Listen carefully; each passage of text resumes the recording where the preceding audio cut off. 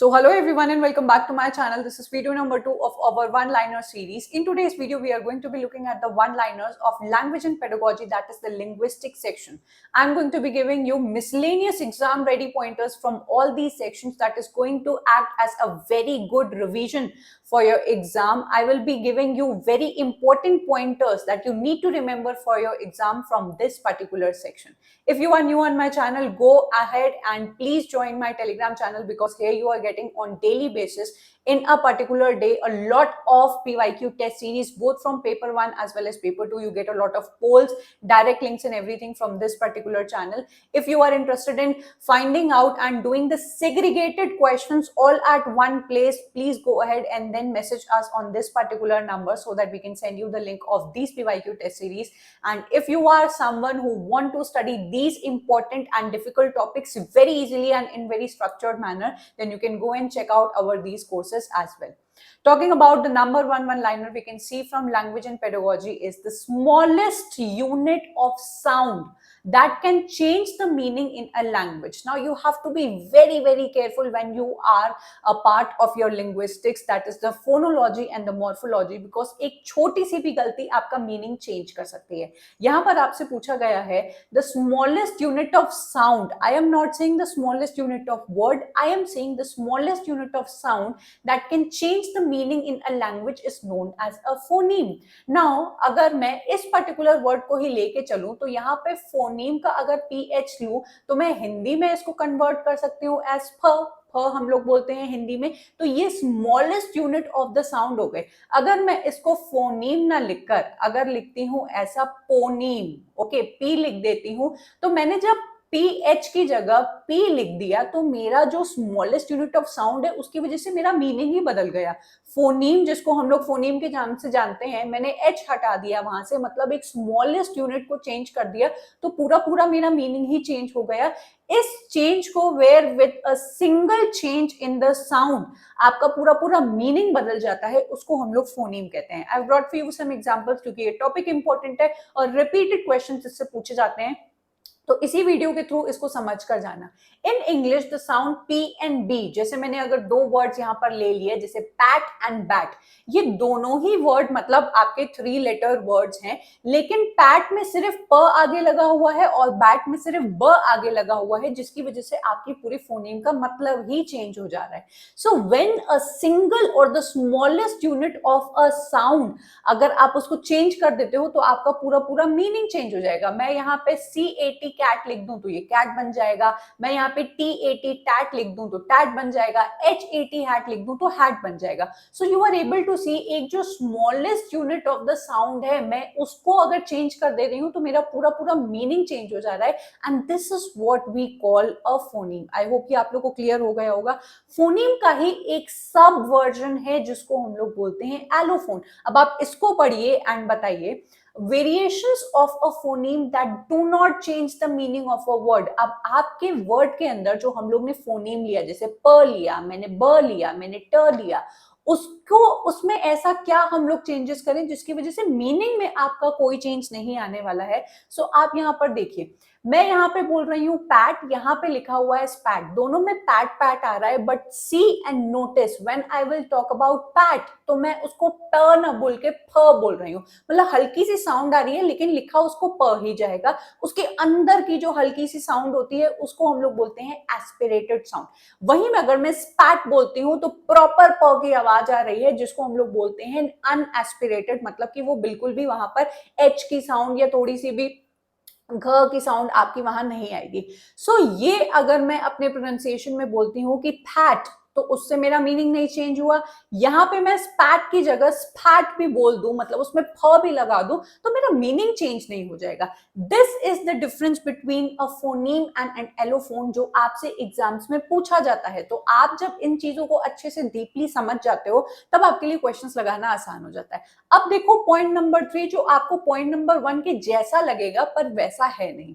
The smallest meaningful unit of a language which can be a word or a part of the word. अब ध्यान देना बेटा, मैंने यहां पर आपको साउंड ना बोल के एग्जैक्टली वर्ड बोला कि अगर हम लोग के यहाँ पर जितना भी जो कुछ भी लिखा हुआ है, वर्ड्स लिखे हुए हैं, सेंटेंसेस लिखे हुए हैं, उसका जो smallest of the meaningful word जो बनता है और a part of the word, उसको हम लोग क्या कहते हैं? उसको हम लोग बोलते हैं मॉर्फीम। मॉर्फीम की अगर मैं आपको एग्जांपल दूं तो यहां पर अगर एक वर्ड लिखा हुआ है कैट्स, ठीक है, वहां पर एस लिखा हुआ है, तो कैट को और एस को अगर मैं अलग कर देती हूं तो कैट आपका एक ऐसा मॉर्फीम बनता है, the smallest unit of a word, जो मीनिंगफुल वर्ड है, जो खुद से अकेले खड़ा हो सकता है, इट कैन स्टैंड अलोन, उसका खुद का मीनिंग है, मुझे पता है कैट क्या है।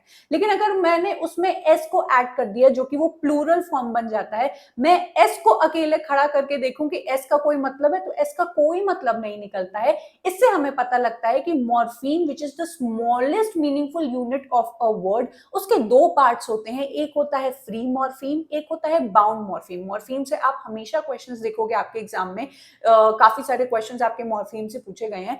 तो जहां पे भी कोई भी एक सिंगल वर्ड जो खुद से खड़ा हो सकता है, जैसे हैप्पीनेस में देखो, हैप्पी इज द वर्ड जो खुद से खड़ा हो सकता है, उसको किसी और की नीड नहीं है, चाहे अफिक्स की चाहे प्रीफिक्स की, ठीक है, वो हो जाएगा हमारा फ्री मॉर्फीम। पर जिसको, जैसे हमारा नेस वर्ड है, अगर मैं सिर्फ नेस लिख दूं तो आप कहेंगे क्या नेस, कौन सा, हैप्पीनेस, अगलीनेस, या कौन सा वाला नेस?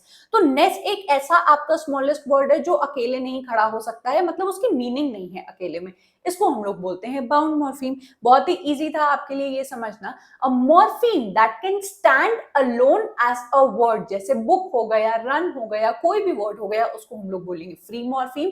उसी के ही कंपैरिजन में a morpheme that can not stand alone, जो खुद से नहीं खड़ा हो सकता है, इन हो गया, अन हो गया, नेस हो गया, इसको हम लोग बोलते हैं bound morpheme. I hope this is clear. इससे रिलेटेड क्वेश्चन जरूर से जाके लगाना, यहां पर सिर्फ इसको कंज्यूम करके मत छोड़ देना, बिकॉज जब आप कंटेंट पढ़ते हो एंड क्वेश्चंस लगाते हो तो वो आपका एक प्रॉपर कॉम्बो बनता है, and then you can understand and see for yourself कि आपको ये टॉपिक समझ में आया या नहीं। The study of how language use varies according to the social factors such as region, class, ethnicity is sociolinguistics. अक्सर बच्चे इस वर्ड को देखकर बहुत ज्यादा परेशान हो जाएंगे, पर इसमें परेशान होने वाला कोई नहीं है। इंडिया में मेजरली हम लोग हिंदी लैंग्वेज का इस्तेमाल करते हैं, I am just taking an example, ठीक है। पर आप डिफरेंट डिफरेंट रीजन्स में जाओ, जैसे मैं ओरिजिनली बिलोंग करती हूँ यूपी से, उत्तर प्रदेश से, so whenever I am talking to someone, मुझे बहुत सारे लोगों ने टोका हुआ है कि when I talk to someone I use the wordings like हम, हमारे, तो वो कहते हैं कि कौन हमारे, why are you using the plural form? But usually हम लोगों की belonging to Uttar Pradesh, specifically from Lucknow, हम लोगों की आदत होती है कि हम लोग, मतलब आई कैन नॉट से मैंने, now I have tried using this word also, because बहुत सारे लोगों ने मुझे टोका है, लेकिन ये वहां का एक तरीके का बात करने का तरीका हुआ। हिंदी आप भी बोलोगे, हिंदी मैं भी बोलूंगी, but there must be some kind of variations. वहीं आप बिहार चले जाओगे तो उनका बात करने का तरीका अलग होगा, बात वो भी हिंदी में करेंगे लेकिन बात करने का तरीका अलग हो जाएगा। देन आप थोड़ा सा दिल्ली चले जाओगे या हरियाणा वगैरह चले जाओगे तो वहां पर उनकी हिंदी बात करने का तरीका थोड़ा सा, मतलब तू तड़ाक करके करने वाला होता है। तो ये जो वेरिएशंस हम लोग को सोसाइटी में based on the religion, based on the ethnicity, based on the class दिखाई देते हैं, उसको हम लोग सोशियो लिंग्विस्टिक्स कहते हैं, विच इज वेरी इजी। आगे बढ़ेंगे। Point number 7, programmes and methodology specifically design to teach English to non native speakers. बच्चों को इसमें काफी ज्यादा कंफ्यूजन होती है। हम लोग सब लोग इंडियंस है, इंडिया को बिलोंग करते हैं, वी आर नेटिव्स, मतलब we are native Indians, and हम लोगों की अपनी अपनी भाषा है। यहां पर जहां English is not our original language और द नेटिव लैंग्वेज, तो हम सब लोग क्या बन गए? Non native speakers of English. तो जब भी आप किसी ऐसे देश को, किसी ऐसे ग्रुप ऑफ पीपल या इंडिविजुअल्स को इंग्लिश सिखा रहे हो जिनकी इंग्लिश फर्स्ट लैंग्वेज नहीं है, वो नॉन नेटिव स्पीकर्स कहलाए जाते हैं। ऐसे में जो आप मेथडोलॉजीज का इस्तेमाल करते हो उसको कहा जाता है English as a second language, ESL कहा जाता है। क्वेश्चंस में आप जब लिंग्विस्टिक्स इन पेडागोजी के लगाओगे तो आप देख पाओगे कि ESL, SLA जैसे वर्डिंग्स का इस्तेमाल किया गया है, English as a second language. Then SLA क्या है वो भी आपको इस वीडियो में ही पता लगेगा, तो उसको देखकर कंफ्यूज मत हो जाना। हमारे लिए इंग्लिश फर्स्ट लैंग्वेज नहीं है, सेकेंड लैंग्वेज है, जो अंग्रेजों के आने के बाद से हम लोगों की ऑफिशियल लैंग्वेज बन गई, जिसको हम लोग यूज करने लगे, but it is not our first language. हम लोग को उसको सीखना पड़ता है, लर्न करना पड़ता है। हिंदी को हम लोग को इतना सीखना नहीं पड़ता है, हालांकि उसके भी ग्रामर्स एंड रूल्स हम लोग पढ़ते हैं, पर वो ओरिजिनली हम लोग को अक्वायर हो गई है, आती है। So we are non native speakers of English. Okay, point number 8, I hope आप लोग को समझ में आ रहा होगा। Please do let me know your feedback, each and everything that you feel, because comment section is the only place where I come to know about what you are feeling, where I come to know about your feedback and what I need to improve और how you are receiving this content. तो please comment करने में कंजूसी मत किया करो, whatever XYZ you are feeling, good और bad, उसको नीचे लिखा करो, ठीक है।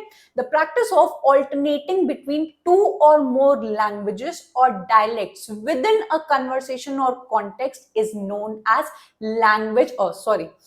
is known as code switching.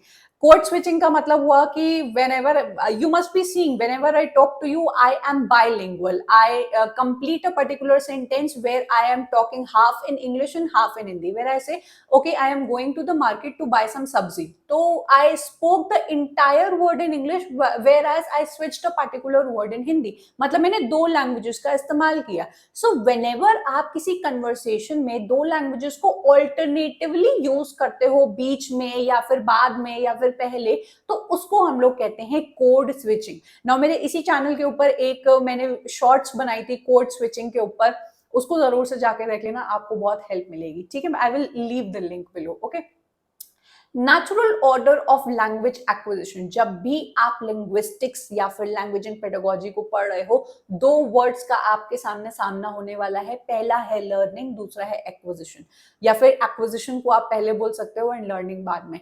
हम लोग जब अपने अपने परिवारों में जन्म लेते हैं तो the first language that we come across which is known as the mother tongue, जो हम लोग के घर में सब लोग ओरिजिनली बोल रहे होते हैं, वो हम लोगों को इतने एफर्ट्स डाल के सीखनी नहीं पड़ती है, उसको हम लोग ओरिजिनली अक्वायर कर लेते हैं। प्लीज अंडरस्टैंड, जब भी हम लोग फर्स्ट लैंग्वेज की बात करते हैं we use the word acquire. जब भी उसके बाद हम लोग कोई भी दूसरी लैंग्वेज को सीखने की कोशिश करेंगे, जैसे कि हम लोग के केस में मेजरली हो गया इंग्लिश, वो हम लोग को मार मार के सिखाई जाती है, एफर्ट्स डालने पड़ते हैं, टेंसेस समझने पड़ते हैं हम लोग को, उसकी वोकैब, उसकी प्रोनाउंसिएशन समझनी पड़ती है, उसको हम लोग कहते हैं language learning. So there is a difference between the first language and the second language.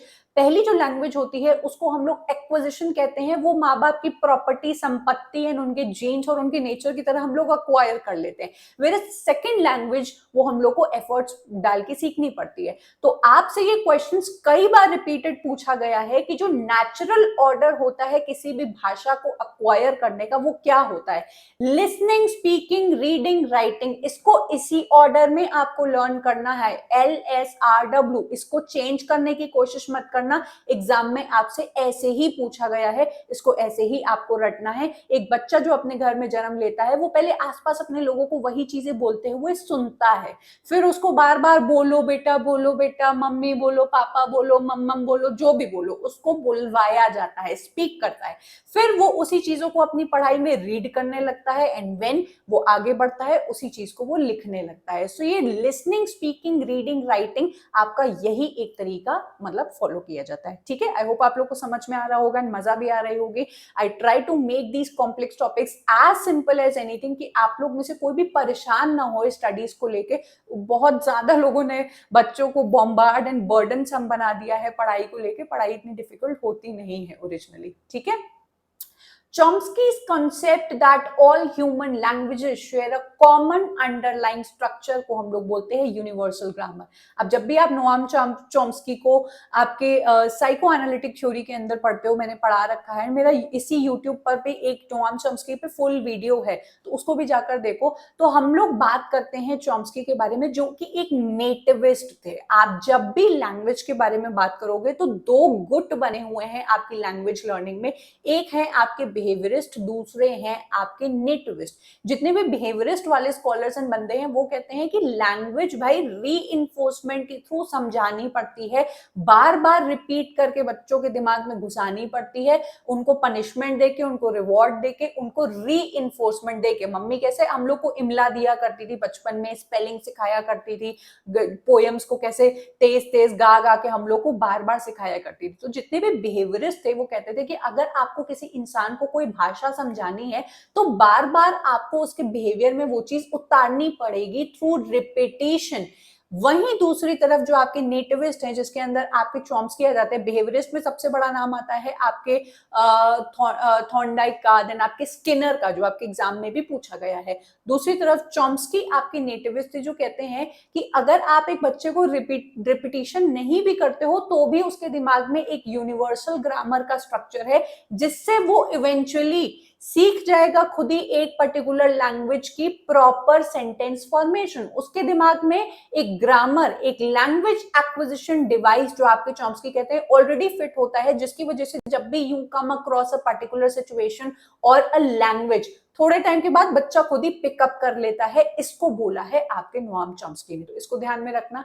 Point number 11, teaching vocabulary and grammar in the target language with no interference of the learner's native language is called, ये most repeated question है आपके language and pedagogy का, जिसको बोला जाता है direct method और the target language. Please understand, my parents sent me to a convent school where I was prohibited to speak Hindi. हम लोग को वहां पे हिंदी बिल्कुल भी बोलना अलाउड नहीं होता था। वी वर चार्ज फाइन, कि अगर आप जितने वर्ड्स हिंदी बोलोगे तो आपको चार्ज किया जाएगा।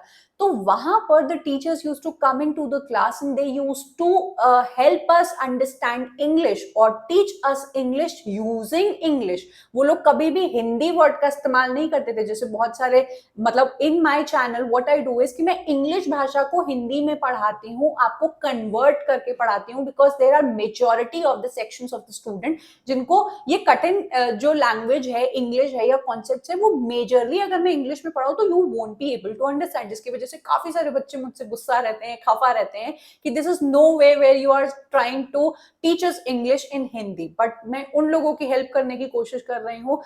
हमेशा ये कमेंट रहता ही रहता है कि why are you speaking in Hindi, because I want कि ये कॉन्सेप्ट आपको समझ में आए। इंग्लिश वाले बच्चे को हिंदी समझ में आ सकती है, बट मेजरली हिंदी वाले बच्चों को इंग्लिश समझ में नहीं आती है। That is why I try to speak in Hindi as much as possible.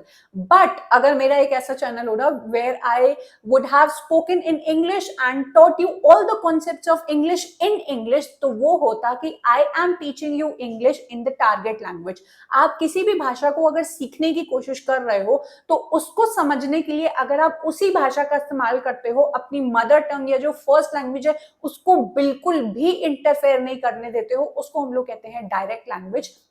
इसीलिए यहाँ पे जो पॉइंट नंबर 12 लिखा हुआ है, the direct language shuns mother tongue. अगर मेरी मदर टंग हिंदी है and if I am trying to teach you in English, I am not going to take the help of Hindi और I am not going to use my mother tongue for complementing और teaching you English. I am completely going to use English, which is known as the direct language.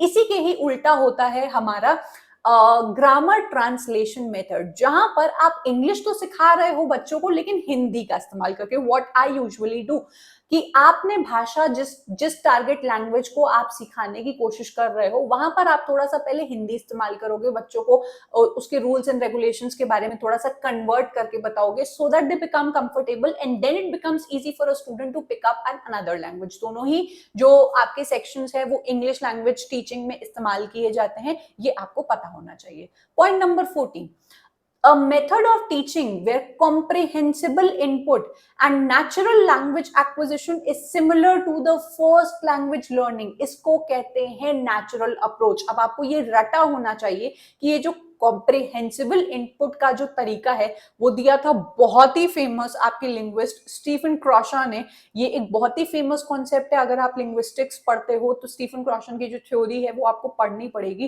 And इनका ये कहना था कि अगर आपको किसी भाषा को सीखना है तो आपको सराउंड करना पड़ेगा अपने आप को उन भाषा को बोलने वाले लोगों से, या फिर आपको इनपुट डालना पड़ेगा। जैसे I am trying to learn German language for some reasons. तो वहां पे what I do is कि I open a German channel जहां पर चाहे जर्मन न्यूज पढ़ाई जा रही होगी, चाहे वहां पे जर्मन बुक रिसाइट की जा रही होगी, I try to listen to it. आपके स्टीफन क्रॉशन ने बोला है कि अगर आप किसी भाषा को सीखने की कोशिश कर रहे हो तो you must start with the comprehensible input. आप बस उसको सुनो एंड धीरे धीरे अपने आप ही वो आपको आने लगेगी. एफर्ट्स आपको डालने पड़ेंगे, लेकिन listening is very important which comes under the comprehensible input. So ये आपको पता होना चाहिए. ठीक है. Point number 16, the early stage of language development in infants characterized by repetitive consonant vowel combination such as ba ba is known as.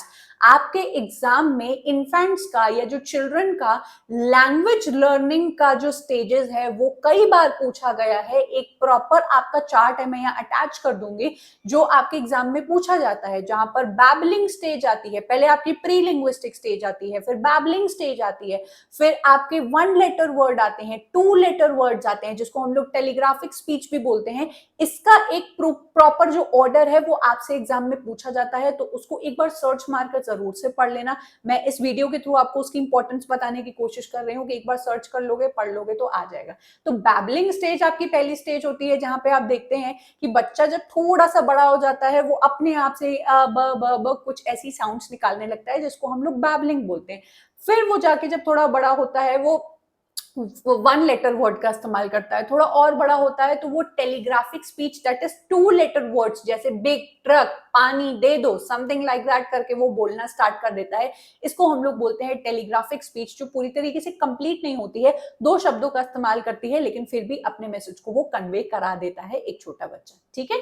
The exaggerated and the simplified speech often used by adults when talking to infants which aids language acquisition is known as mothers. अब आप सभी ने अपने घर में किसी ना किसी मदर को अपने आसपास देखा ही होगा. When she is talking to her child or the infant, उनकी एक exaggerated और एक बहुत ही over simplified speech हो जाती है. Oh my baby, you want to have some food?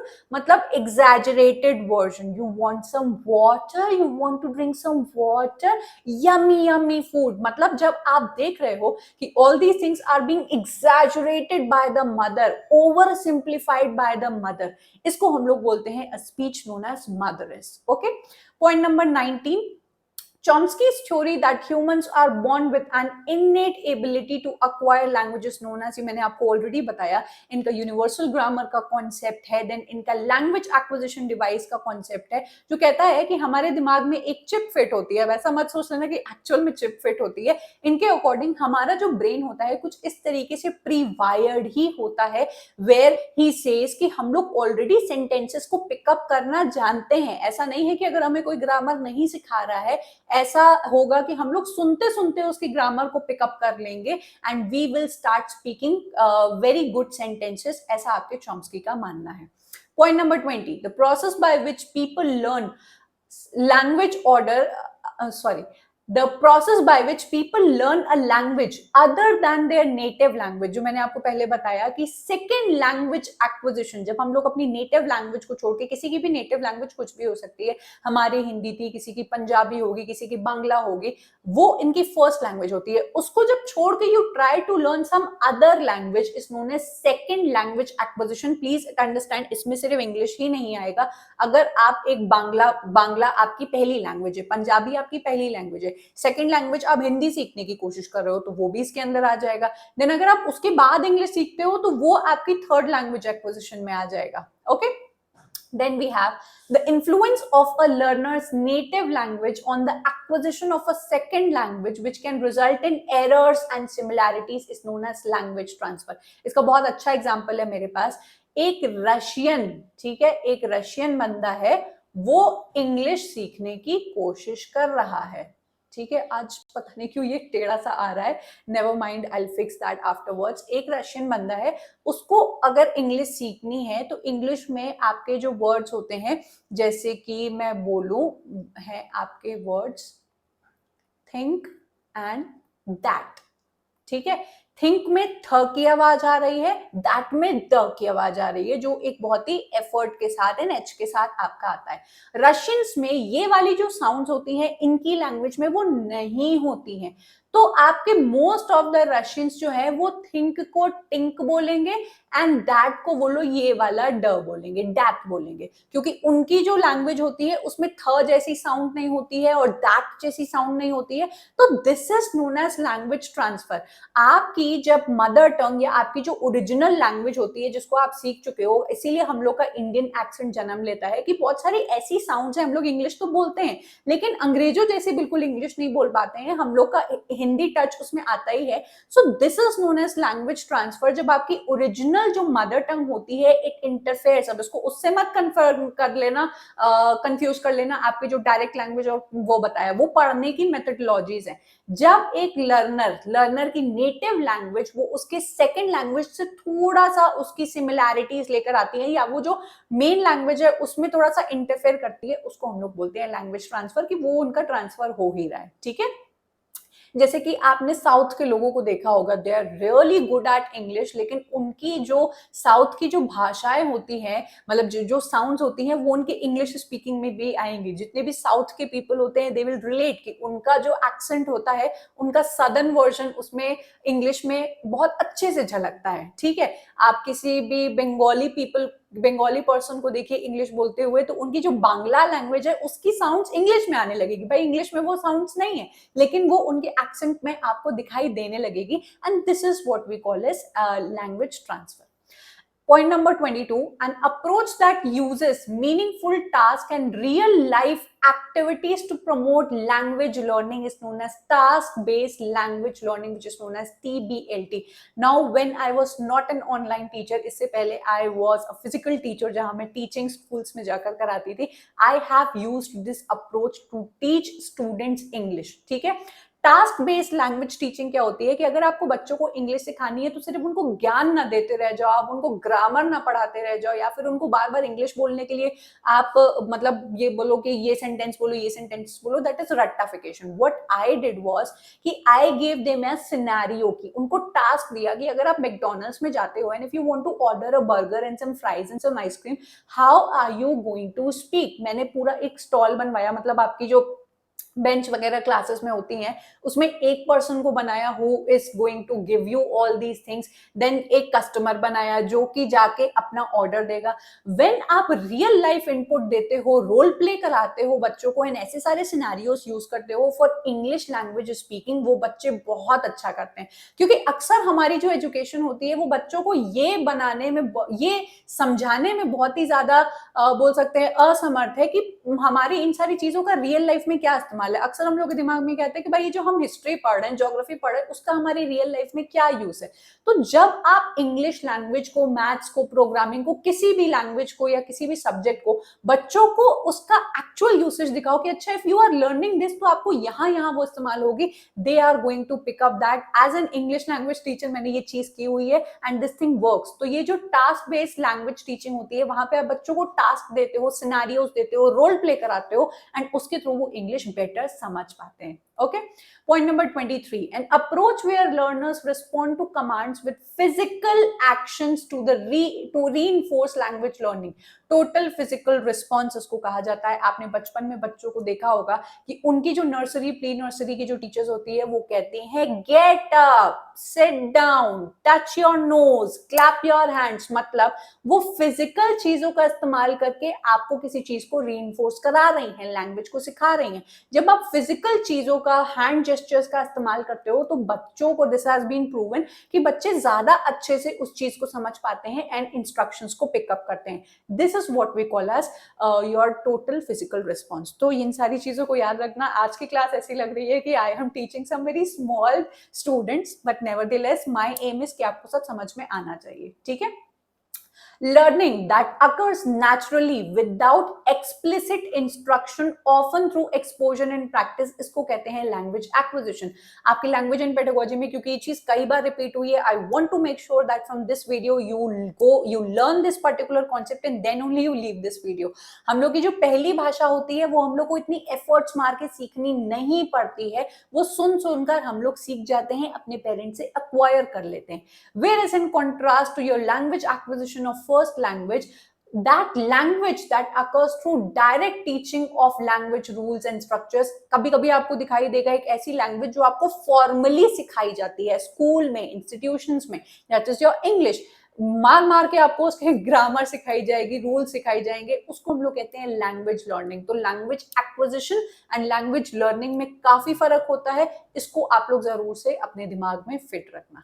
और यहाँ पे खत्म होता है हमारा वीडियो यहाँ पर, लेकिन आपका काम नहीं खत्म होता है। आपने अगर इन सारी चीजों को कंज्यूम किया एंड इसके क्वेश्चंस आपने नहीं लगाए तो you will be making a mistake. आपके लिए क्वेश्चन सिग्रीगेटेड है, आपको बस इन पर्टिकुलर सेक्शन में जाना है, इस येलो बटन को क्लिक करना है, आपके सामने सेक्शन खुल के आ जाएगा कि लिंग्विस्टिक्स, फोनोलॉजी एंड मॉर्फोलॉजी के अलग क्वेश्चंस, देन आपके मेथोडोलॉजी के अलग क्वेश्चंस आपको लगाने हैं। खुद से अपना टेस्ट बनाओ एंड उसको जाकर लगाओ। इसमें आपको किसी भी तरीके की मिसलेनियस क्वेश्चंस नहीं देखने को मिलेंगे कि बीच में आपका लिटरेरी थ्योरी का क्वेश्चन आ गया या बीच में ब्रिटिश लिटरेचर का क्वेश्चन आ गया। ये सिग्रीगेटेड क्वेश्चंस हैं, तो इनका भाई आप लोग अपनी पढ़ाई में इस्तेमाल करिए। ये बहुत ही यूनिक चीज है जो आपको उसी पर्टिकुलर टॉपिक की कितनी तैयारी है उसको करने में मदद आपकी करेगा।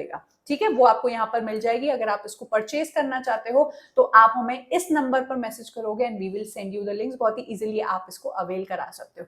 इसी आसान भाषा में आपको मेरे ये कोर्सेज अगर अवेल करने हैं, पढ़ने हैं एंड अच्छे से कॉन्सेप्ट अपना क्लियर करना है अपने आने वाले एग्जाम्स के लिए, तो मेरे इस कोर्स को आप लोग अवेल कर सकते हो। काफी सारे बच्चों के मैसेजेस आ चुके हैं कि मैम आगे के कोर्सेज लेके आइए। I am working on it. काफी सारे 1 मंथ के अंदर कोर्सेज आपके सामने आ जाएंगे जो आपके आने वाले एग्जाम में आपकी मदद करने वाले हैं। सो प्लीज थोड़ा सा चिल होके बैठो, आपको आपके कोर्सेज मिल जाएंगे। At last do go and please join my Telegram channel. यहाँ पे मैं काफी सारे links, notification, daily PYQ test series and other things also, मुझे बच्चों से बात भी करनी होती है तो भी मैं यहीं से करती हूँ। So you want to be a part of this, do let me know कि आपको नेक्स्ट टॉपिक कौन से वन लाइनर्स कौन से टॉपिक पर चाहिए एंड ये वीडियो आपको कैसा लगा। I will be waiting for your response. I am going to take your leave and I am going to meet you up next in yet another video. Up till then, bye and take care.